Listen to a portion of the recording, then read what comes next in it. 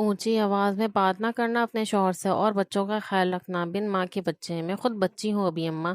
اماں کی نصیحتوں سے جھنجلا کر ناک چڑھاتے ہوئے کہا، پلٹ پھر سے آئینے میں اپنا خوبرو نقوش کو ہر زاویے سے دیکھنے لگی۔ مالک نے حسن تو بہت دیا ہے، اس نے اتراتے ہوئے کہا، بس تھوڑی سی عقل بھی دے دیتا تو کیا بات ہے۔ یہ زارون تھا، اس کا چھوٹا بھائی، جسے اس نے خون آشام نظروں سے گھورا تھا۔ سارا دن خود کو آئینے میں ہی دیکھتی ہی رہنا، آپا اپنے شوہر کا بھی خیال رکھ لینا، اب تو خیر سے دو بچے آپ کو تحفے میں مل رہے ہیں۔ زارو بھی تخلفی سے بیٹھ پہ گرتے ہوئے بولا، خدارا تو چپ ہو جاؤ، پہلے ہی اماں کی نصیحتیں سن سن کے پک چکی ہوں۔ اس نے اب کی بار باقاعدہ ہاتھ جوڑتے ہوئے کہا، ٹھیک ہے آپا، میں تو آپ کے فائدے کے لیے کہہ رہا تھا۔ زارو نے کندھے اچکا کے کہا، جاؤ تو دیکھو میرے شوہر آئے یا نہیں۔ اس نے ایک ادا سے زلفیں سنوارتے ہوئے زارون پہ حکم صادر کیا۔ زارون کے نہ چاہتے ہوئے بھی ہنسی نکل گئی۔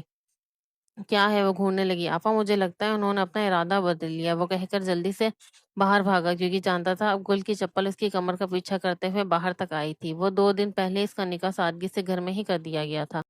رشتہ دادی کی ایک پرانی سہیلی شریفن کے ذریعے ہوا تھا۔ اماں بیچارہ بیوہ تھی، دن رات پریشان ہوتی رہتی تھی کہ اسے رخصت کیسے کریں گی، جہیز کیسے بنے گا۔ اللہ نے ان کی سن لی تھی، ان کی ساری پریشانی ایک ہی بار میں ختم ہو چکی تھی۔ جیسے شریفن خالہ نے رشتے کے متعلق انہیں بتایا، کیا 10 سال بڑا اور پھر 2 بچے بھی، پھر تو شادی شدہ بھی ہوگا، اسے تقریباً ہارٹ اٹیک ہی آ چکا تھا۔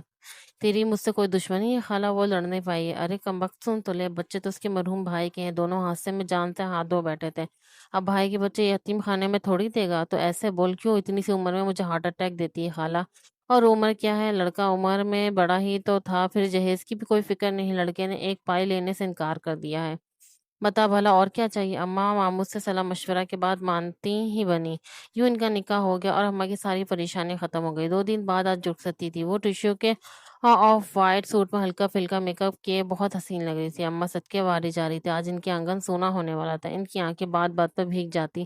جو بھی تھا وہ اماں کی لاڈلی تھی۔ ابا سے تو اسے یاد بھی نہیں تھا، اماں نے ہی سلائی کر کے اسے پڑھایا لکھایا تھا اور ساری خواہشیں پوری کرتی آئی تھی کہ وہ اماں سے بہت سی نصیحتیں اور دعائیں لے کر رخصت ہو گئی۔ پہاڑ چڑھتے ہوئے اچانک اس کا پیر بری طرح سے مڑا اور وہ یقیناً گر جاتی اگر اسفن یار خان کا بھاری ہاتھ اسے نہ تھام لیتا۔ چوٹ تو نہیں لگی؟ وہ وہاں متوش سے ہو کے اسے دیکھنے لگی۔ چوٹ لگی؟ اس نے ابروچ کاغذ کی سمت دیکھتے ہوئے سوال دہرایا۔ لمحہ سپاٹ اور جامع تھا، ساتھ ساتھ بغور اس کا چہرہ جانچ رہا تھا۔ تکلیف سے اس کے چہرے کے نقوش بگڑنے لگے تھے۔ وہاں تک چل سکتی ہو؟ اس نے سر اٹھا کے پہاڑی پہ بنے اونچے گھر کو دیکھا اور پھر بے چارگی سے اسفن یار کو۔ اسفن نے سگریٹ لبوں میں دبائی اور جھک کر اسے مضبوط بازو میں اٹھا لیا۔ وہ ایک دم سٹفٹ آ گئے، سینے میں کوئی بہت تیزی سے شور مچانے لگی۔ وہ اس کے بے حد قریب تھی، سگریٹ کے ساتھ ساتھ اسے کلون کی تیز مہک اس کے نتنوں میں گھس رہی تھی۔ اس نے بے ساختہ گردن موڑ لی اور اوپر پہنچتے تک اس کا ساکھ حلق میں ہی اٹکا رہا تھا۔ رؤف بابا، جمیلہ بھی، سمندر خان، سب کہاں ہیں؟ اسے اتارتے ہوئے اس نے ملازموں کو طلب کیا تھا۔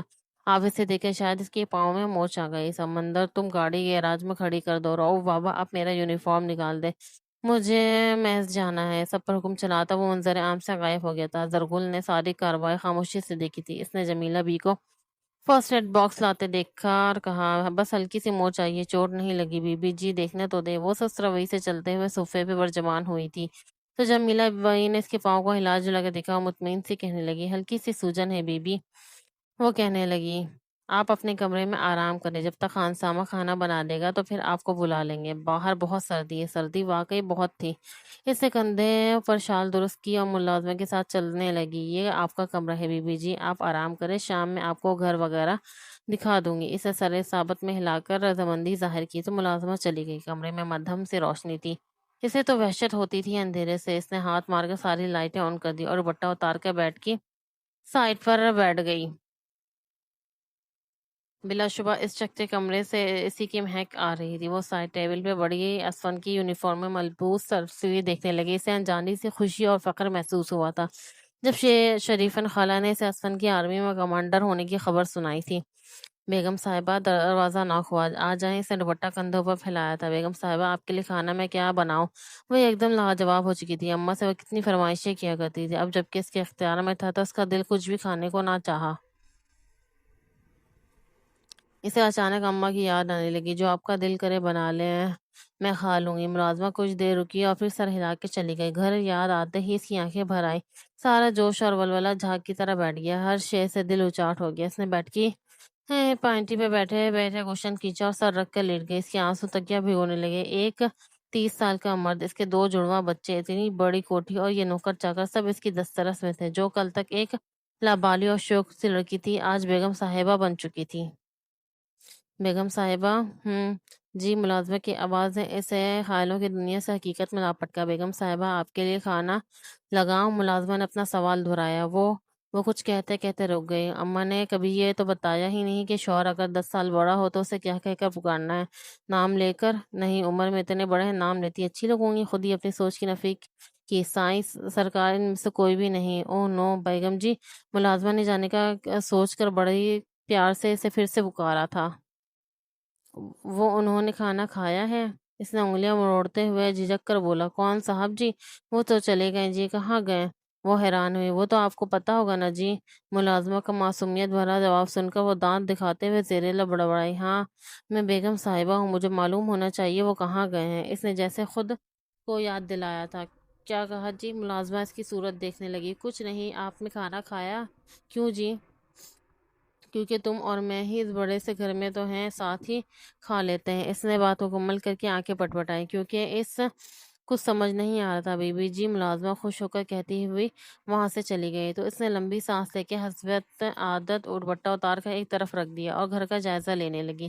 اسے خفت ہونے لگی تھی بڑے سے چادر نما دوپٹے سے۔ وہ تقریباً رات کے کس بجے واپس لوٹا تو کمرے میں نئی نویلی دلہن کو بے ترتیب اپنے بستر پہ نیند اڑاتے دیکھ کر اس کا دماغ بھگ سے اڑا تھا۔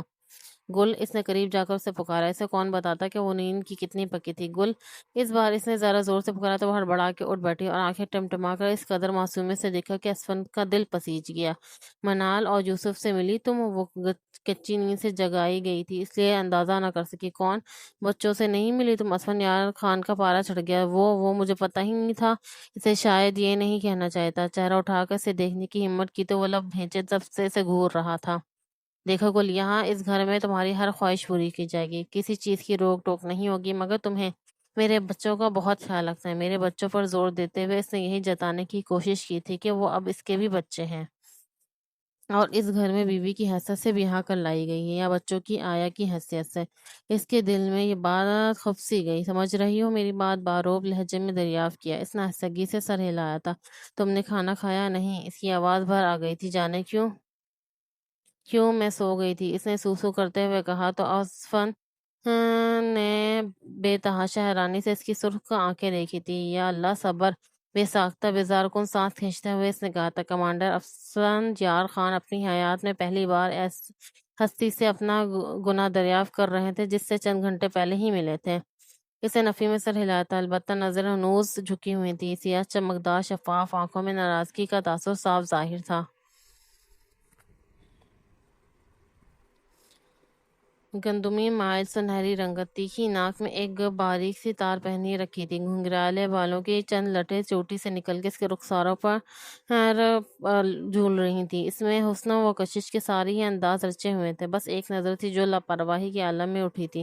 وہ اسی نظر کا قیدی بن گیا۔ ان خوبصورت لبوں کی کفاہٹ اسفند یار خان کی چین لوٹ کر لے گی۔ ایک لمحے لب بستگی کے عالم میں بیٹھا اسے تکتا رہا، پھر آہستگی سے بولا، جاؤ تم بچوں کو دیکھ کر آؤ اور میں چینج کر لوں، پھر کھانا کھاتے ہیں۔ اس نے اپنا لہجہ نرم رکھا تھا، اندر ہی اندر اس کے لابالی پن میچورٹی پر جھلا رہا تھا۔ اسے اندازہ نہیں تھا یہ لڑکی اتنی میچور ہوگی۔ وہ اس کی زیرو نیچر اور میچور تربیت کے بالکل برعکس تھی۔ پتہ نہیں اس کے ساتھ چل سکے گی بھی یا نہیں۔ پہلے 2 بچے کم تھے جو ایک اور ذمہ داری بھی اس کے کندھوں پہ آ پڑی تھی۔ اس نے شاور لے کر لباس تبدیل کر کے ہلکے نیلے رنگ کا شلوار سوٹ زیب تن کیا اور آستینوں کو کوہنیوں تک موڑتے ہوئے آئینے کے سامنے رکا۔ نم بالوں میں برش گھماتے ہوئے اس کی نظر ڈریسنگ پہ پڑے جھمکوں پر پڑی۔ مڑ کے بیڈ کی طرف دیکھا تو گرم شال وہاں پڑی تھی۔ کشن بے ترتیب تھے، سے بے ترتیبی سے سخت نفرت تھی۔ ایک اور وجہ مل گئی تھی زرگل کو ناپسند کرنے کی۔ سر جھٹک کر ڈائننگ ہال کا رخ کیا۔ چپ ہو جاؤ یار، تمہیں خدا کا واسطہ! اس نے جھنجلا کر یوسف کے آگے ہاتھ جوڑ دیے تو وہ معصوم اس کی بلند آواز سے ڈر کر اور تیز تیز چیخنے لگا۔ چپ کر جاؤ نا، ورنہ ایک تھپڑ لگا دوں گی۔ سر میں درد کر دیا ہے تم نے میرے؟ اس بات سے بے خبر کہ اسفند یار خان دروازے میں کھڑا خون آشام نگاہوں سے اسے گھور رہا ہے۔ وہ ایک دم اندر آیا اور بازو تھام کر صفاقی سے اسے کمر کے ساتھ لگا دیا۔ اگر آئندہ تم نے میرے بچوں کے ساتھ اس طرح کا سلوک کیا تو بخدا بہت برا پیش آؤں گا، سمجھی تم؟ وہ یکدم بدحواسی سی ہو کر اس کے شفاف اور رحم سے عاری چہرے کو ٹکر ٹکر دیکھنے لگی۔ سمجھی تم؟ اسفند نے زور سے جھٹکا دے کر اسے دور دھکیلا۔ وہ در سے بے ساختہ सिसक उठी। वो आगे बढ़ा और यूसुफ को बाजू में भरकर वहां से चला गया। कमीना, बदतमीज! इसने आंसू पोंछते हुए इसे बुरे बुरे अलकाबात से नवाजा। ये इसकी पुरानी आदत थी। फिर सूसू करते हुए ठीक से अम्मा को फोन मिला दिया। ये कैसा जुल्म किया आपने मेरे साथ अम्मा? आप तो कहती थी कि मेरा शौहर बड़ा ही खानदानी और सुलझा हुआ है। क्या खाक सुलझा हुआ है? जरा ख्याल नहीं आया इसे मेरी बाजू मोड़ते हुए। बदबक कहीं का! खुदा न खास्ता नाजुक बाजू टूट जाती तो? इससे अपनी गलाई सहलाई थी। दूसरी जानब अम्मा ने सर पकड़ लिया था। इसे रुखसत हुए अभी आधा ही दिन गुजरा था। ऐसा भी क्या कर दिया तूने? इसकी औलाद को डांट दिया जरा सा। वो शख्स तो गुस्से के पहाड़ पर चढ़ गया। कम वक्त तूने ही इस मासूम को डांटा ही क्यों? अम्मा का बस नहीं चल रहा था, वरना इसका सर फाड़ देती। अम्मा चीख चीख कर इसने मेरे कान के पर्दे फाड़ दिए थे, और मैं डांटती भी ना। हद करती हूँ अम्मा। वो बढ़कर बोली। अच्छा चलो रखती हूँ। कुछ भी सुने बगैर बोली और फोन रख दिया। अब इसकी हिम्मत नहीं छोड़ रही थी कि वो बाहर जाकर इस शख्स का सामना करती। इसकी इज्जत नफ्स को ये गवारा नहीं था। वो बच्चों के कमरे में तकिया दुरुस्त करके लेट गई। काफी देर करवटें बदलने के बाद भी इसे नींद नहीं आई। भूख भी लग रही थी। मैं क्यों अपनी भूख कुर्बान करूं जब मेरी कोई गलती ही नहीं? वो एकदम से उठ बैठी। और मैं क्यों अपना कमरा छोड़ूं? वो कमरा मेरा भी तो है। आखिर उसको ब्याह कर खुद तो नहीं लाई गई हूं ना। इसने शाल उठाकर कंधों पे लपेटी और बाहर निकली। हर तरफ खामोशी और अंधेरा था। गो के सब सो चुके थे, मगर सहन की लाइट जल रही थी। वो दबे कदमों कमरे का दरवाजा खोलकर अंदर आई तो असफन यार खान अपने डबल बेड पे खौफ खरगोश के मजे लूट रहा था। इसे बेहद गुस्सा आया। वो आगे बढ़ी, तकिया खींचकर लेट गई और कंफर्टर इतनी जोर से खींचा कि असफन की आंख खुल गई। वो उठ बैठा और अपने पहलू में लिए नाजुक वजूद को खा जाने वाली नजरों से घूरने लगा, मगर जरगुल की सेहत पर कोई असर नहीं पड़ा। उठो यहाँ से! इसे नींद खुल जाने का गुस्सा था। क्यों क्यों उठूं? वरना सिर्फ पलटी, बल्कि घुटनों के बल ऊंची होते हुए जंग का ऐलान किया। तुम्हें तमीज नहीं है? मैं सोया हुआ था और तुम? वो लंच लब भेज कर रह गया। आपको तमीज नहीं है? कितनी जोर से आपने मेरा बाजू मरोड़ा!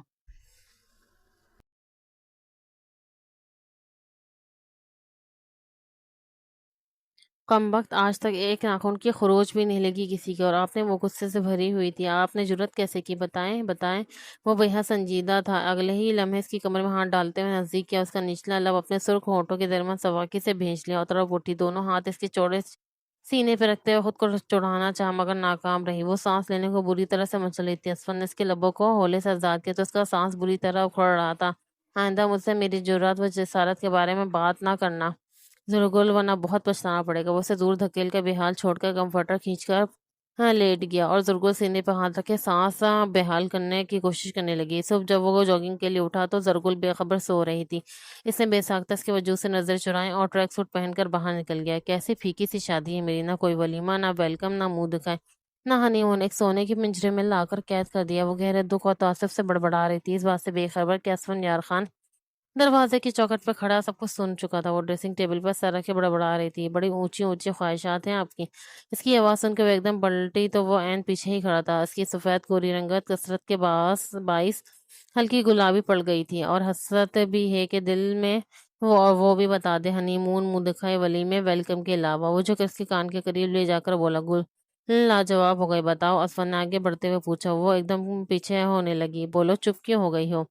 वो झुककर इसके गाल से गाल मिस करते हुए पूछने लगा। साहब जी, बीबी जी! एकदम दरवाजा बजने लगा। कौन है? वो इतनी जोर से धड़ाके कि जुर्गुल ने दहलकस की शर्ट मुट्ठियों में भेज ली। वो बहुत बिगड़े हुए मूड के साथ पलट कर बाहर चला गया। बीबी जी, नाश्ता लग गया। मुलाजमा डरी डरी सी बताकर चली गई। वो भी शाल ओढ़ के इसके पीछे हुई। यूसुफ और अलीज़ा को सारा दिन इसने संभाला था। वो बहुत मासूम और बहुत प्यारे बच्चे थे। इसे से उनसियत से हो गई थी। वो लाशौरी तौर पे इनके सारे काम खुद ही करने लगी थी, हद तक कि इन दोनों को कमरे में सुलाकर फिर इसने खाना खाया था। एक बात तो बताएं जमीला भी, असफन के भाई और भाभी की मौत कैसे हुई? इसने धुआं उड़ती गरम गरम चाय को देखते हुए पूछा। रहने दे बीबी, एक हादसा आता होना था, हो गया। अल्लाह दर्जात बुलंद फरमाए मरहुमीन की। अच्छा, मैं चलती हूँ बीबी जी, आप भी सो जाएं जाकर। वो कहकर चलती बनी। यूं लगा जैसे वो कुछ छुपा रही हो उनसे। इसने चाय खत्म करने के बाद काफी देर असफन का इंतजार किया, मगर वो नहीं आया। सोफे पे बैठे बैठे ही इसकी आंख लग गई। एकदम बहुत सी ये खुशबू इसकी नथनों से टकराई तो उसकी आंख खुल गई। वो असफन यार खान की बाहों में थी। वो उसे कमरे में ले जा रहा था। आप क्या कर रहे हैं? छोड़िए मुझे। हाँ, वो मछली बाहर सोओगी तो सुबह तक सर्दी से इंतकाल फरमा जाओगी। वो लापरवाही से बोला, मगर जरगुल को इसकी बात बहुत बुरी लगी। इंतकाल फरमाए? मेरे दुश्मन, कमबख्त साहसित कहीं के! हसफन ने यूं उसे देखा जैसे वो ये सब इसे ही कह रही हो। इसे ये बेड पर लेटाकर वो उसके करीब बैठ गया। वो साख्ता इसकी वहलाना निगाहों से घबरा कर ब्लैंकेट ऊपर तक ओढ़ गई। हसफन लब दबाते हुए उठा और فریش ہونے چلا گیا۔ اس کے بعد اس نے کھانا کھایا، دوبارہ واپس آیا تو زرگل سو چکی تھی۔ وہ کسی بچے کے ماں نے تکیہ سینے میں بھیجے سو رہی تھی۔ اسفا نے بے ساختہ اس کی پیشانی چوم لی، اس کے پہلو میں لیٹ کر بیٹھ کے کراؤن سے ٹیک لگا لی۔ وہ آج کی روٹین کے بارے میں سوچنے لگا، پھر دھیان کا رو بھٹک کر یوسف بھائی، ہاں مبینہ بھابھی کی موت کی جانب چلی گئی۔ یہ کوئی حادثہ تھا یا پھر کوئی سوچی سمجھی سازش؟ اگر سازش تھی تو کس نے کی؟ بابا جان کی یا پھر مبینہ بھابھی کے والد کی؟ کیونکہ یوسف اور مبینہ کی شادی دونوں خاندان ہی کے غیر رضامند تھے۔ دونوں نے چھپ کر لو میرج کی تھی، جس کا انجام بہت بھیانک ہوا تھا۔ 2 سال گزر چکے تھے ساستے کو، اس کے زخم ابھی بھی ہرے تھے۔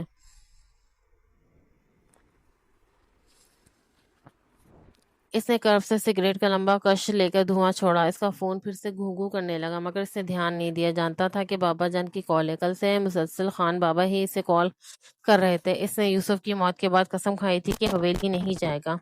مورے کی بہت یاد آتی تھی، مگر اس نے خود پر جبر کر لیا تھا۔ وہ سگریٹ ایش ٹرے میں مسل دی، اچانک نیند میں اس کے بے حد قریب آ گئی اور اس کے کندھے پہ سر رکھ لیا۔ اسفن نے یوں ہی انگوٹھے سے اس کی پنکھڑی جیسے ہونٹوں کو چھوا۔ وہ نیند میں کسمسائی تو اسفن نے آہستگی سے اس کا ہاتھ سینے پہ رکھ کر آنکھیں موند لی۔ موسم بے حد سرد تھا، بہت کوششوں کے باوجود نہ جانے کیسے یوسف کو سردی لگ گئی تھی۔ زرگل کے تو ہاتھ پاؤں پھول گئے تھے، کچھ سمجھ نہیں آ رہا تھا کیا کرے۔ آیا بھی رات بچوں کے پاس نہیں تھی، وہ نیند لینے اپنے کوارٹر میں جا چکی تھی۔ اس نے جمیلہ بھی سے کہوا کر اسفن کو فون کروا دیا تھا، وہ آن ڈیوٹی تھا، ایمرجنسی میں فوراً چلا آیا۔ بیوقوف لڑکی جب بچے سنبھال نہیں سکتی تو ان کے قریب گئی ہی کیوں؟ اسفن نے بے سخت سنا دی۔ وہ بچوں کو لے کر بہت زیادہ پوزیسو تھا، جبکہ زرگل کی اس افزائی پر آنسو نکل پڑے تھے۔ مگر میں نے کیا کیا ہے؟ میرا قصور کیا ہے؟ یہ سب تو موسمی شٹ اپ، سب قصور تمہارا ہے۔ پتہ ہوتا ہے یہ معصوم مصیبت گلے میں ڈالتا ہی نہ۔ اسفن کے باس اس کے دل میں تیر کی طرح چبھی تھی۔ اچھا تمہیں مصیبت ہو تو سنبھالو اپنے بچوں کو خود، میں تمہارے بچوں کی یا تمہاری ذمہ داری نہیں ہے؟ وہ بھی غصے کی تیز اور منہ پھٹ تھی۔ اسفن کا اس کا لب و لہجہ تیش دلا گیا۔ پٹھان خون تھا، مجال تھی کوئی اس سے اس طرح بات کرے، خاص طور پر عورت ذات۔ اس نے ایک الٹے ہاتھ کا تماچا جڑ دیا اس کی نرم ملائم گال پر۔ زرگل کے 14 تبک روشن ہو گئے، تھپڑ کی شدت سے اس کا گال دہک رہا تھا۔ وہ بے یقینی کے عالم میں اسفندیار خان کی صورت دیکھ رہی تھی، جو غصے سے لال پڑ گئی تھی۔ خبردار، آئندہ میرے سامنے زبان چلائی تو دیکھنا میں تمہارے ساتھ کرتا کیا ہوں۔ اس نے انگلی اٹھا کر تنبیہ کی۔ زرگل سے سک اٹھی، وہ بالکل نہیں سہ سکتی تھی۔ اور یہ رویہ، ماں نے تو اسے ہتھیلی کا چھالا بنا کر رکھا ہوا تھا، اور یہ سلوک وہ سہ نہیں سکی اور سسکیاں دباتے ہوئے کمرے میں بھاگ گئی۔ جمیلہ بھی، اس نے بہت غصے میں ملازموں کو آواز دی، آپ چلے میرے ساتھ، یوسف کو ڈاکٹر کے پاس لے کے جانا ہے۔ مگر بی بی جی، وہ بولا اور تیز تیز قدم اٹھاتا ہوا باہر چلا گیا۔ باہر میں گئی بی بی جی۔ زرگل نے نہ کھانا کھایا تھا، نہ ہی کمرے سے باہر قدم رکھا تھا۔ رات اور اگلا پورا دن گزر چکا تھا۔ ملازمہ اسے کئی بار بلانے آئی تھی، مگر اس نے کچھ بھی کھانے پینے سے، یہاں تک کہ یوسف کو بھی سنبھالنے سے انکار کر دیا تھا۔ وہ چند ہی دنوں میں اس سے کافی اٹیچ ہو گیا تھا۔ اسفندیار خان ڈیوٹی سے واپس آیا تو کمرہ صاف ستھرا تھا، جس کا مطلب تھا زرگل بی بی ناراض تھی۔ کہاں پھنس گیا ہوں میں؟ وہ لمبی سانس کھینچ کر یونیفارم تبدیل کیے بغیر اٹھا اور اس کے کمرے کی جانب بڑھا، مگر چوکھٹ پر اس کے قدم رک گئے۔ ہاں تو اماں، تھپڑ مارنے کا مقصد بے عزتی ہی ہوتی ہے، اور اپنی اس بے عزتی کا بدلہ میں لے کر رہوں گی۔ دیکھنا ناک سے لکیر نہ کھنچوائے تو میرا نام بھی زرگل نہیں۔ وہ اپنی ماں سے فون پہ گفتگو کر رہی تھی۔ اسفندیار خان کے لبوں پر مسکراہٹ بکھر گئی۔ ایک دھان پان سی لڑکی اس پہاڑ جیسے مرد کو اپنے سامنے جھکانے کے دعوے کر رہی تھی۔ مسئلہ کیا ہے؟ وہ دروازہ تک کے اندر۔ زرگل نے کوئی جواب نہیں دیا، بلکہ اسے دیکھنا بھی گوارا نہیں کیا۔ جواب نہیں دیا۔ اسفن نے لب بھیج کر اسے اپنے سامنے کھڑا کیا۔ کیا کہہ رہی تھی تم؟ کہ ناک سے لکیر کھنچواؤ گی؟ اس نے معنی خیز نظروں سے اسے سڑتا پاؤں دیکھا۔ زرگل سٹپٹا گئے۔ بتاؤ کہاں لکیر کھینچتی ہو؟ اسفن نے انگلی اس کے سینے پہ گھمائی تو وہ لرز گئی۔ بتاؤ بھئی۔ وہ بضد ہوا، اس کی کمر میں ہاتھ ڈالتے ہوئے اپنے قریب کیا۔ زرگل کے چھکے چھوٹ گئے۔ آئندہ بڑی بڑی باتیں کرنے سے پہلے اپنی صحت دیکھ لینا، اس کے کانوں کو لووں سے چھوتے ہوئے بولا۔ زرگل نے سینے سے دوپٹہ ہم بھیج لیا۔ آئندہ رات کے اس وقت نہ تم کسی سے فون پہ بات کرو گے، کیونکہ یہ غیر اخلاقی حرکت ہے، لوگوں کے سونے کا وقت ہوتا ہے۔ دوسری بات، بچوں کا خیال رکھنا تھا تمہاری اولین ترجیح۔ اگر تم نے کوئی بری کوتاہی کی تو یاد رکھنا میں بہت برا پیش ہوں گا۔ وہ ایک دم ظالم مردوں کی طرح پیش آیا تھا۔ زرگل کی آنکھیں بھیگ گئی تھیں۔ کیا اس کی کوئی حیثیت نہیں تھی؟ وہ ناراض بھی نہیں ہو سکتی تھی، نہ ہی اپنے شوہر پہ کوئی حق جتا سکتی تھی۔ بلکہ وہ شوہر تھا ہی کب، اسے تو بیوی کا درجہ دینا دو بچوں کی آیا ہی سمجھتا تھا۔ اب یہ دکھ کا ماتم کرنا بند کرو اور جا کر بچوں کو سلاؤ، کھانا کھاؤ، اس کے بعد کمرے میں آ جانا۔ اسفندیار خان حکم صادر کر کے وہاں سے چلا گیا۔ زرگل مٹھیاں بھیج کر رہ گئی تھی۔ رات کو وہ غصے سے بچوں کے کمرے میں ہی سو گئی تھی۔ اسفندیار خان صبح تبھی تبھی سے صورت لیے اس کا چہرہ دیکھ رہا تھا۔ وہ اس کی صورت انجوائے کرتے ہوئے خاموشی سے ناشتہ کر رہی تھی۔ مجھے لگتا ہے رات میری بات تمہیں سمجھ نہیں آئی۔ کون سی بات؟ وہ سکون سے بولی۔ اسفندیار خان کی بہویں تن گئیں۔ میں نے تمہیں کمرے میں آنے کا کہا تھا، اس تحمل اور بردباری کا مظاہرہ کیا تھا۔ نہیں، آپ نے مجھے بچوں کا خیال رکھنے کا کہا تھا، اور ویسے بھی تو میں بچوں کی آیا ہوں نا اس گھر میں۔ نہ آپ مجھے بیوی سمجھتے ہیں نہ میں آپ کو شوہر۔ اسفند نے بہت غصے سے اس کی کلائی کھینچی۔ تم مجھے غصہ دلا رہی ہو، اس کے سوا اور آتا ہی کیا ہے آپ کو؟ زرگل نے کا انداز چڑھانے والا تھا۔ تم وہ جبڑے بھیج کر رہ گیا۔ پھر اس کا ہاتھ جھٹکا اور کیپ اٹھانے لگا۔ اللہ حافظ کمانڈر صاحب، جلدی آئیے گا، آپ نے بیٹے کو چیک اپ کے لیے لے کے جانا ہے، اسے جان بوجھ کر بلند آواز میں کہا۔ دسون یار خان نے خود کو صبر کی تلقین کی اور کیپ پہنتے ہوئے جیب کی جانب بڑھ گیا۔ گل کا ڈاکٹر کے کیبن میں ضروری انفارمیشن لے کر باہر نکلی تو اسفند یار خان وہاں سے غائب تھا۔ یہ کہاں گئے؟ وہ سوچتی ہوئے ہاسپٹل سے باہر نکلی تو اسفند یار کسی اور سے گفتگو کر رہا تھا۔ تم میرے ساتھ ایسا کیسے کر سکتے ہو؟ میں تمہاری منگیتر ہوں اسفند یار۔ تم نے مجھ سے شادی کا وعدہ کیا تھا، ہم محبت کرتے تھے ایک دوسرے سے، تم یہ شادی کیسے کر سکتے ہو؟ وہ یکدم رکی، اس کے سینے میں کوئی تیز درد ہوا، آنکھوں میں مرچیاں سی بھر گئی۔ میں نے یہ شادی بچوں کی خاطر کی ہے صوفی۔ اسفند یار کے جواب نے اس کے رہے سہے اور ثانوی خطا کر دیے۔ وہ ڈگمگاتے قدموں سے خود کو سنبھالتے ہوئے آگے بڑھی اور ان کے سامنے سے گزر کر گاڑی کے قریب چلی گئی۔ وہ دونوں وہیں بری طرح چونک گئے تھے اسے دیکھ کر۔ بچے اس کی ماں کے حوالے کر دینے تھے نا؟ شرم آنی چاہیے تمہیں چھپ کر شادی کرتے ہوئے۔ بچوں کا تو بہانہ ہے، دراصل گلمینا کی خوبصورتی پر تم دونوں بھائی صوفیشا وہ دھاڑا تھا۔ وہ اب وہ سے کیا بتاتا کہ اس ایکسیڈنٹ میں نہ صرف اس کا بھائی بلکہ اس کی بیوی بھی جان سے ہاتھ دھو بیٹھی تھی۔ خان بابا تو بچوں کی شکل تک نہیں دیکھنا چاہتے تھے۔ اسفند یار انہیں سچ کیسے بتاتا؟ صوفیشا پھر بھی باز نہ آئے۔ جی جان کی طبیعت خراب ہے، وہ ہاسپٹل میں ہے، صوفیشا نے پریشانی میں ڈال دیا تھا، مگر اسفند یار نے ظاہر نہیں ہونے دیا۔ میں خان بابا کو تمہاری حرکت کے بارے میں ضرور آگاہ کروں گی، بلکہ خان بابا کو کیا پورے خاندان میں تمہاری حرکت بتاؤں گی۔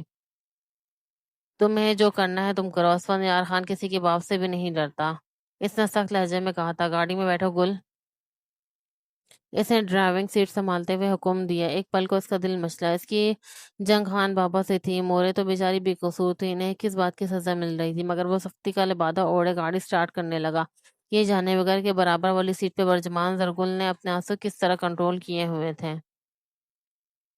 گل، وہ چونک گئی۔ تو گلمینا ہے یہ؟ گلمینا پر دل آ گیا تو بچوں کا بہانہ لگا دیا۔ چھوڑوں گی نہیں تمہیں اسفند یار، میرا نام بھی صوفیشا ہے۔ وہ جبڑے بھیجتے ہوئے بڑبڑانے لگی۔ پوری رات اسے نیند نہیں آ سکی۔ اگر اتنی ہی محبت تھی دونوں کے درمیان تو اسفند یار نے شادی کیوں کی؟ وہ بھی سب سے چھپ کر۔ صوفی تو ان کے خاندان کی لڑکی تھی، کزن بھی تھی، اور اس کے بھائی کی اولاد کو اچھے سے سنبھال سکتی تھی۔ سو سوال تھے جس کا جواب صرف اسفند یار خان کے پاس تھا۔ جب تک ان کے سوالات کے جواب نہ مل جاتے اسے چین نہیں آ سکتا تھا۔ وہ دوپٹہ سینے پہ پھیلا کر کمرے میں آیا۔ آپ نے مجھ سے شادی کیوں کی؟ اسفند یار خان جو خود بہت ڈسٹرب تھا، رات کے اس پہر بھی کثرت سے سگریٹ نوشی سے باز نہیں آ رہا تھا، اس کا سوال سن کر اگے تن گئی تھی۔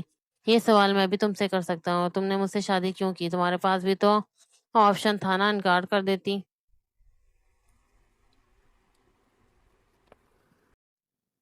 آپ میرے سوال کا جواب دیں، آپ کے پاس بھی آپشن تھا شادی نہ کرنے کا، آپ نے کیوں نہیں کی؟ اس کی آواز بلند تھی۔ وہ چلتی ہوئی اس کے نزدیک آ گئی۔ اسفند یار خان نے کوئی جواب نہیں دیا۔ تم پہلے میرے سوال کا جواب دو۔ وہ تہکمانہ گویا ہوا، سگریٹ مسلسل اس کے ہاتھوں میں سلگ رہی تھی۔ آپ میرے سوال کا جواب دیں۔ اسے بھی غصہ آ گیا، اسے سگریٹ چھینی۔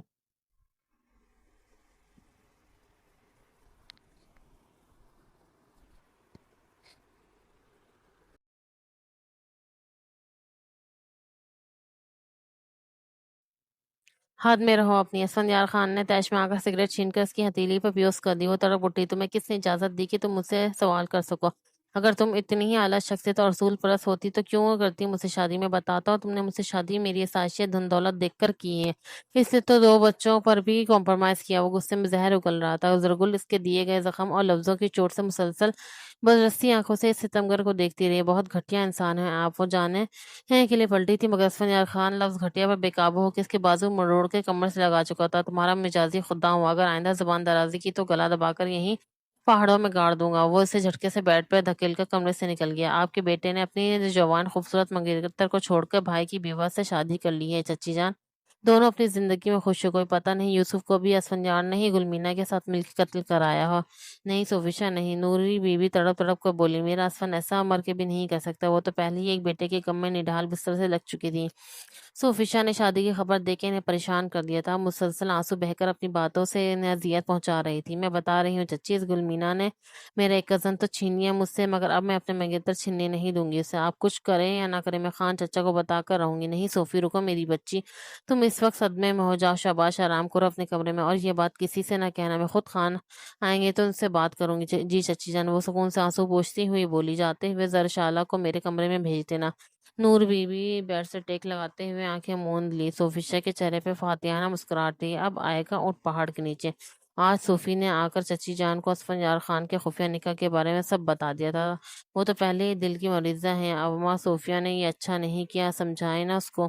اب پتہ نہیں چھوٹے خان سنیں گے تو کیا رد عمل دیں گے۔ وہ ماں سے فون پر اپنی پریشانی کہہ رہی تھی، تمہیں اپنی بہن کا دکھ نہیں نظر آتا؟ درتاشا، اسفند نے دھوکہ دیا ہے میری بیٹی کو، اس کے ساتھ ایسا ہی ہونا چاہیے۔ اما بیگم بے رحمی سے کہنے لگی، اور اپنے شوہر کو ذرا کنٹرول میں رکھو زرش، ایک شوہر نہیں سنبھالا جاتا تم سے، کب تک ڈر ڈر کے جیو گی اس سے؟ آپ کیسی باتیں کریں گی اماں، میں بھلا ایک مرد کو کیسے کنٹرول کر سکتی ہوں؟ ذرشالہ، کیا کسی دوسرے کی بھی مجال ہے جو دراف خان کے سامنے زبان کھول سکے؟ جب اس نے جرگے میں فیصلہ لینا شروع کیا تھا سبھی لوگ اس کے روب سے ڈرتے تھے۔ ارے میری بچی، تم نے تو بالکل ہی سے کھلے سانڈ کی طرح چھوٹ دے رکھی ہے، میں نے دیکھا ہے وہ ذرا بھی فوقیت نہیں دیتا تمہیں، ہر وقت ماں کے قدموں میں پڑا رہتا ہے۔ ذرا اپنی محبت کا اس کا دل جیتنے کی کوشش کرو، اپنے قدم مضبوط کرو اس گھر میں۔ کل کو صوفی نے بھی بیاہ کر اسی گھر میں جانا ہے، تم تو اپنے حق کے لیے آواز نہیں اٹھاتی تو بہن کے لیے کیا کرو گی؟ اما بیگم یہ بات اسے بے سو بار سمجھا چکی تھی، مگر مجال ہے جو دراف خان کے سامنے وہ ذرا بھی ہمت کر پاتی، اس کی غیر موجودگی میں تو کھل کر سانس لے پاتی تھی۔ پیار محبت تو بہت دور کی بات ہے، دراصل اس کا رو اور دبدبا ہی اتنا تھا کہ اس کی ہر بات اسے حکم کی طرح لگتی تھی، بس فوراً غلام کی طرح حکم بجا لاتی تھی۔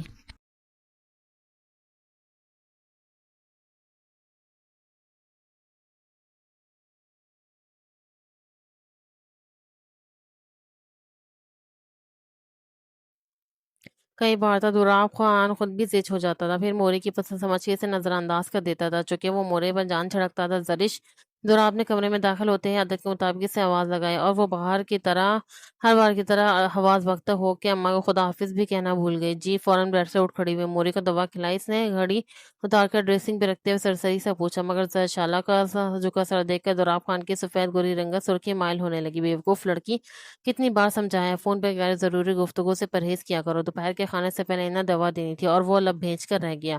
وہ اماں کا فون آ گیا تھا، زرشالہ کا جھکا سر سینے سے لگ گیا، وہ روحانسی ہو کر کہنے لگی، زرش زرش، اس نے غصے پہ قابو پانے کی ناکام کوشش کی تھی اور آگے بڑھ کے اس کی کہانی دبوچ لی۔ اپنی ماں سے کہنا تمہیں ہر وقت فون کر کے پٹیاں پڑھانا بند کر دے، تم اس گھر میں خوش ہو۔ اس کی غصیلی آواز بہت دھیمی اور گرفت سے سکتی ہے۔ خوش ہونا؟ زرشالہ سے سک اٹھی، اب تو جاؤ اور جا کے موری کو دوا نہیں کھانا کھلاؤ، پھر میرے حال وال پوچھنا کہ 2 دن بعد گھر آیا ہوں۔ دراف خان نے بے رکھی سے اس کی کونی جھٹکی تھی۔ حد ہے یار، نہ گھر میں سکون نہ باہر، بیوقوف لڑکی، سارا موڈ اسپائل کر دیا۔ وہ فون اور والٹ اٹھا کر دوبارہ باہر چلا گیا۔ محمد خان کے 3 شیر جیسے بہادر، نڈر اور بے باک بیٹے تھے، بڑا یوسف، منجلا اسفن اور چھوٹا دوراب خان۔ یوسف نے یونیورسٹی میں ہی گلمینا نامی کسی لڑکی سے محبت میں گرفتار ہو کے خفیہ طور پہ شادی کر لی تھی۔ یونیورسٹی سے پاس آؤٹ ہونے کے بعد وہ چاہتا تھا کہ خان بابا سے بات کرے، مگر خان بابا اس کے نکاح کا سن کے ہی طیش میں آ گیا اور اسے گھر سے بے دخل کر دیا۔ یوسف اپنی بیوی کے ساتھ شہر چلا گیا۔ اسفر خان کو یوسف سے بہت محبت تھی، دونوں بھائی کم دوست زیادہ تھے، اسے باپ کی یہ بات پسند نہیں آئی تھی، اس نے بہت منانے کی کوشش کی مگر خان بابا نہ مانے۔ رشتوں کی یہ جنگ 5 سال چلتی رہی۔ گل مینا جو گھر سے بھاگ کر آئی تھی یوسف کے ساتھ، کیونکہ نکاح کی خبر سن کے اس کے گھر والے بھی بہت غصے میں تھے۔ گل مینا کے پاس یوسف کا ہاتھ تھامنے کے سوا کوئی چارہ نہیں تھا۔ ایک دن خدا جانے کیسے گل مینا کے بھائیوں نے اسے یوسف کے ساتھ خوش و خرم زندگی بسر کرتے ہوئے دیکھ لیا۔ ان کی غیرت ایک دم پھر سے جاگ اٹھی۔ گل مینا کے بھائیوں نے نہ صرف یوسف کو بلکہ اپنی بہن تک کو قتل کر دیا۔ ظالموں نے 2 معصوم بچوں تک کا نہ سوچا۔ اسفندیار خان کو جب ان کی موت کی خبر ملی، اس کا دل خون کے آنسو رویا تھا۔ وہ دونوں بچوں کو لے کر خان بابا کے پاس گیا تھا کہ ان کی مرحوم بیٹے یوسف کی اولاد ہے، مگر انہوں نے خون میں لاوٹ کہہ کر بچوں کو خاندان کا نام دینے سے انکار کر دیا تھا۔ اس دن کے بعد سے وہ اپنے آبائی گھر میں نہیں گیا تھا۔ خان بابا نے اس سے ناراض ہو کر اپنی گدی اسفندیار خان کے بجائے سب سے چھوٹے بیٹے اور فرمانبردار دراف خان کی سرپرد کر دی تھی۔ اسمان نے دونوں بچوں کی ذمہ داری خود سنبھالی تھی۔ زرگل سے شادی بھی اس نے اسی مقصد کے تحت کی تھی، کیونکہ بچے اب بڑے ہو رہے تھے۔ ان کی اچھی تربیت کے لیے ایک عورت کا ہونا ضروری تھا۔ ویسے تو آیا بھی تھی، مگر اسے تسلی نہیں ہو رہی تھی جب تک وہ خود اپنی آنکھوں سے سب ہوتا ہوا نہ دیکھ لیتا۔ اسے زرگل سے بہت سی امیدیں تھی، مگر لگتا تھا اس نے غلط فیصلہ کر لیا تھا، کیونکہ زرگل کے انداز سے اب بھی امیچور لڑکیوں کی جھلک نظر آتی تھی، جبکہ وہ رف ٹف روٹین پر چلنے والا فوجی تھا۔ اسے چرسی ہونے لگی تھی کبھی کبھار، اور کبھی کبھی اس منموجی لڑکی پر رشک بھی آتا تھا۔ وہ زندگی کے سب فکر سے آزاد تھی، مگر اسفندیار خان کی زندگی میں تو کانٹے دار راستے تھے۔ بی بی جی آپ رہنے لیں، اگر خان صاحب نے آپ کو یہاں دیکھ لیا تو ہمیں ڈانٹ پڑیں گی، آپ بچوں کے پاس چلی جائیں۔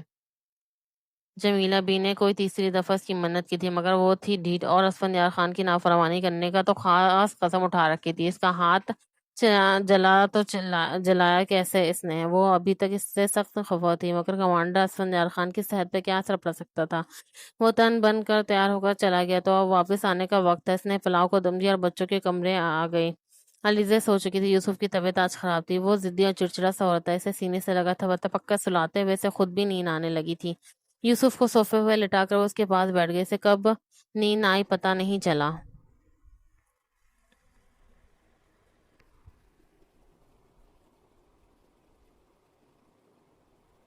جب اسفندیار خان ڈیوٹی سے واپس آیا تو وہ سیدھا بچوں کے کمرے میں آتا تھا۔ اسے کمرے میں دیکھ کے اسے تسلی بخش احساس ہوا تھا۔ وہ اپنے رویے پہ احساس ندامت بھی ہوا تھا۔ کل وہ بہت روڈ ہو گیا تھا، اسے اپنی حرکت پر افسوس ہونے لگا۔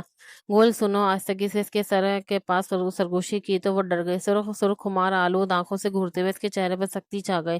اس نے یوسف کو کاٹ میں لٹا دیا اور جانے ہی لگی تھی کہ اسفندیار خان نے اس کا ارادہ بھانپ کر راستہ روکا۔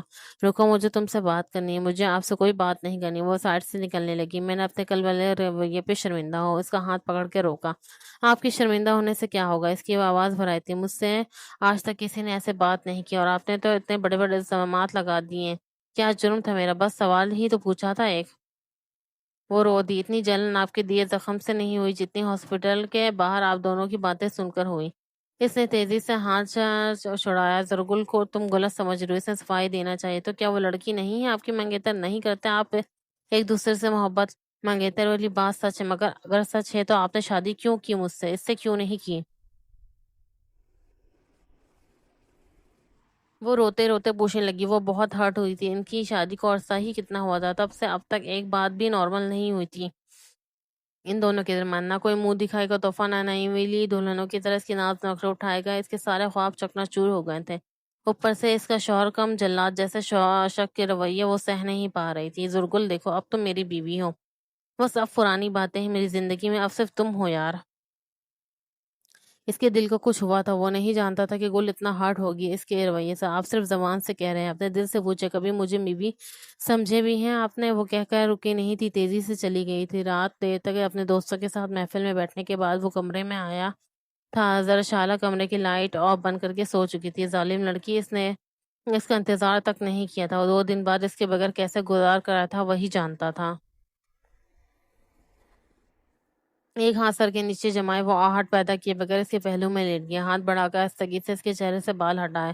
مجھے اپنی محبت تک محسوس کرنے کا حق بھی نہیں دیتی ہو، بہت ظالم ہو۔ وہ دھیرے دھیرے انگوٹھے کی نوک اس کے نازک پنکھڑیوں جیسے ہونٹوں میں پھرنے لگا۔ اچانک زرشالہ کی آنکھیں کھل گئیں، وہ اسے اس کے پہلو سے اٹھی جیسے بھوت دیکھ لیا، اور لیٹ جا حکم ہوا۔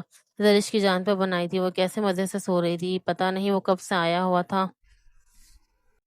اس نے کھانا بھی نہیں کھایا تھا۔ آپ کے لیے مجھے بھوک نہیں ہے۔ وہ جانتا تھا کہ کیا پوچھنے والی۔ وہ اب کنفیوژن سی لب کاٹے کر سرخ کرنے لگی، پھر پہلو بدل کے لیٹ گئی۔ دراب نے اس کی کمر پہ ہاتھ ڈال کر بھینچ کر اسے اپنے سینے سے لگایا اور اس کے بالوں میں منہ چھپا لیا۔ بڑی بڑی نامور حسنائیں دراب خان سے دو پل بات کرنے کو اور پانے کو ترسیں، اور ایک تم ہو جس سے قدر ہی نہیں۔ وہ بہت ہی دھیمے سے کہنے لگا، اس کے لہجے میں اذیت تھی۔ تمہیں کب میری قدر ہوگی؟ اس کی وہلانہ لہجے میں سختی تھی۔ زرش سے کوئی جواب نہیں بن رہا تھا۔ دراب خان کی قربت اس کے چھکے چھڑا دیتی تھی۔ تمہیں کیوں نہیں ہے میری قرب کی چاہ؟ کوئی اور ہے تمہاری نظر میں؟ کسی اور کو پسند کرتی ہو تم؟ وہ عجیب جنونی ہو رہا تھا۔ ایسا نہیں ہے تو پھر کیسا ہے؟ اس کا لہجہ اور گرفت دونوں سخت تھی۔ زرشالہ نے بیڈ شیٹ مٹھیوں میں جکڑ لی تھی۔ میں پسند نہیں ہوں تمہیں؟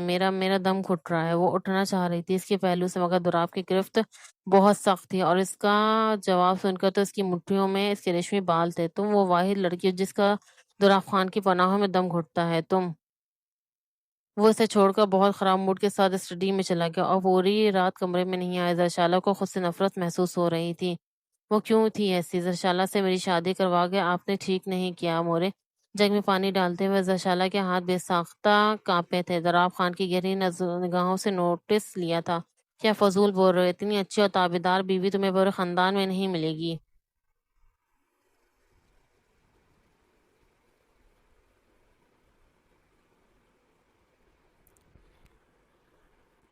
اچھا، خاندان کے باہر کا کیا خیال ہے پھر؟ وہ بغور زرش کی اڑی اڑی رنگت دیکھتے ہوئے انجوائے کر رہا تھا۔ کیا بکواس کر رہے ہو؟ موری نے سنجیدگی سے اس کی صورت دیکھی۔ میں زرش سے خوش نہیں ہوں، میں دوسری شادی کرنا چاہتا ہوں۔ وہ اتنی بے باکی کا مظاہرہ کر رہا تھا، زرش کو اندازہ نہیں تھا۔ اس کے ہاتھ سے پانی کا گلاس سے چھلک گیا۔ دراب نے بے ساختہ اپنے لب دبائے۔ تمہارا دماغ تو نہیں چل گیا دراب؟ اگر تمہارے بابا نے سن لیا تو سوچا ہے انجام کیا ہوگا؟ موری نے سنجیدگی سے اس کو جھاڑ پلائی تھی۔ آپ فکر نہ کرے، بابا کو میں منا لوں گا۔ اس نے ایک دم سنجیدگی کا لبادہ اوڑھ لیا تھا۔ دراب، خدا کا نام لو، کیوں بیچاری بچی کے سر پہ سوتن لانے کو تل گئے؟ کتنی سمجھدار اور تابعدار ہے میری زرش۔ مجھے آج تک گھر کے کسی فرد کو شکایت کا موقع نہیں دیا اس نے۔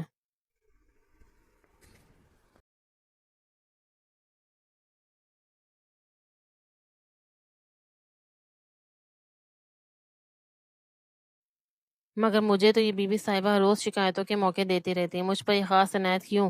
زرشالہ کا جھکا سر مزید جھک گیا۔ کیوں زرش کیا کہہ رہا ہے یہ؟ اور وہ مورے کی سخت نگاہوں کے زد میں آ چکی تھی۔ وہ بیچاری کیا جواب دیتی؟ دراب نے اسے بری طرح پھنسا دیا تھا۔ بتاؤ مورے کو ساری بات ڈیٹیل میں، جو تمہارے ساتھ کرنا چاہتا ہوں، اور وہ بھی جو تم میرے ساتھ کر رہی ہو۔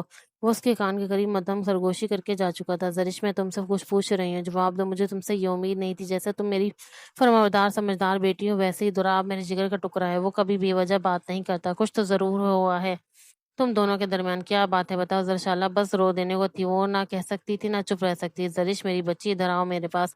اسے آنسو بہاتے دیکھ کر مورے نے لہجے میں نرمی پیدا کرتے ہوئے اسے پاس بلایا۔ دیکھو بیٹا، میاں بیوی کا رشتہ ہوتا ہے نا، بڑا ہی نازک رشتہ ہوتا ہے۔ غلطی چاہے جس کی بھی ہو، بھگتنی عورت کو ہی پڑتی ہے، اس لیے ذرا سی انا قربان کرنے میں کوئی قباحت نہیں۔ اتنا تم کر سکتی ہو۔ آخر کو دراب سے تو محبت کرتی ہے، وہ بھی تمہیں چاہتا ہے، اتنا حق تو بنتا ہے اس کا بھی۔ جی مورے، اس نے کے سر کے ساتھ بولا، اٹھ کے کمرے میں آ گئی۔ دل چاہ رہا تھا دھاڑے مار مار کے روئے۔ اپنے ہی ہاتھوں سے اپنے بنے بنائے رشتے کو بگاڑ رہی تھی۔ وہ ایسا نہیں چاہتی تھی جو ہو رہا تھا۔ وہ تو بس پڑھنا چاہتی تھی، اور تب تک وہ اپنی ازدواجی زندگی شروع کرنا نہیں چاہتی تھی، مگر دراب خان کے غصے سے ڈرتی تھی۔ میٹرک کے بعد ہی تو اس کی شادی ہو گئی تھی۔